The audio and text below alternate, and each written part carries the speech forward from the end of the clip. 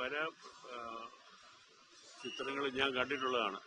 ഇതിന് പ്രദർശനാനുമതി നിഷേധിക്കേണ്ട യാതൊരു ആവശ്യമില്ല.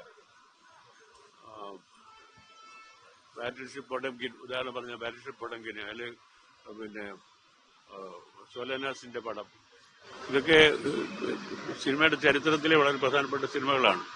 ഇത് കാണിക്കാൻ പാടില്ല എന്ന് പറയുന്നത് അറിവില്ലായ്മ കൊണ്ടാണ്, വേറൊന്നുമല്ല. ബാറ്റിൽഷിപ്പ് പൊടംകിന് അത് ടെക്സ്റ്റാണ് പഠിക്കാനുള്ളത്. അവർ ഓഫ് ദി ഫർണസസ് സോലനാസിന്റെ പടമാണ്. അതൊരു വൺ ഓഫ് ദി ഗ്രേറ്റ് ഫിലിംസിൽ പെടുന്ന പടങ്ങളാണ് ഇതൊക്കെ.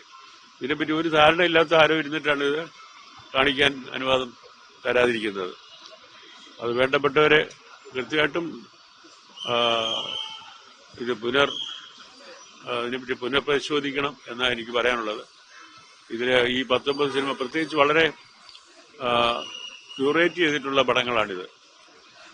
ഒരു സർട്ടൺ ലെവലില് ഒരു ക്യൂറേറ്റർ, വളരെ പ്രശസ്തമായിട്ടുള്ള ഒരു ക്യൂറേറ്റർ സെലക്ട് ചെയ്ത് ഇവിടെ വന്നിട്ട് നമ്മുടെ ഫിലിം മേക്കേഴ്സ് ഉൾപ്പെടെ ഉള്ള സെലക്ഷൻ ജൂറി തെരഞ്ഞെടുത്ത പടങ്ങളാണ് ഈ കാണിക്കുന്നത്. അവയിൽ പലതും പല ഇന്റർനാഷണൽ ഫെസ്റ്റിവൽസിൽ കാണിക്കുകയും അവാർഡ് കിട്ടുകയൊക്കെ ചെയ്തിട്ടുള്ള പടങ്ങളാണ്. അത് പലരുടെയും പേഴ്സണൽ കളക്ഷനിലുള്ള പടങ്ങളാണ്. എൻ്റെ തന്നെ പല പടങ്ങളുമുണ്ട്.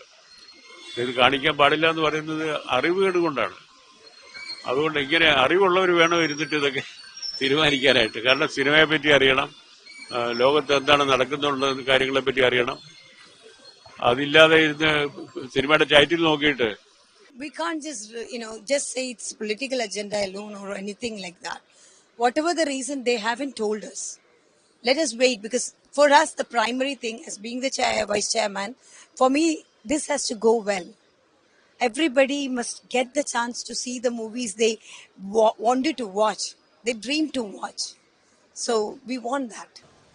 ഇവിടെ പ്രദർശിപ്പിക്കാൻ ഉദ്ദേശിക്കപ്പെട്ട 19 ചലച്ചിത്രങ്ങൾക്ക് പ്രദർശന അനുമതി നിഷേധിച്ചിരിക്കുകയാണ്. അതിൽ പാലസ്തീൻ ജനങ്ങളുടെ ചെറുത്തുനിൽപ്പ് ചിത്രീകരിക്കുന്ന, നമ്മെ വല്ലാതെ പിടിച്ചുലയ്ക്കുന്ന ഉജ്ജ്വലങ്ങളായ പലസ്തീൻ ചിത്രങ്ങൾ ഏതാനുമുണ്ട്. പക്ഷേ നമ്മുടെ രാജ്യം എത്ര അപകടകരമായ ഒരു അവസ്ഥയിലേക്ക് പോവുകയാണ് എന്ന് തെളിയിക്കുന്ന ഒരു സംഭവവികാസമാണിത്. ഇതിനെ ചലച്ചിത്ര ആസ്വാദകരെല്ലാം സാധ്യമായ എത്ര ശക്തമായ ഭാഷയിൽ അപലപിക്കണം.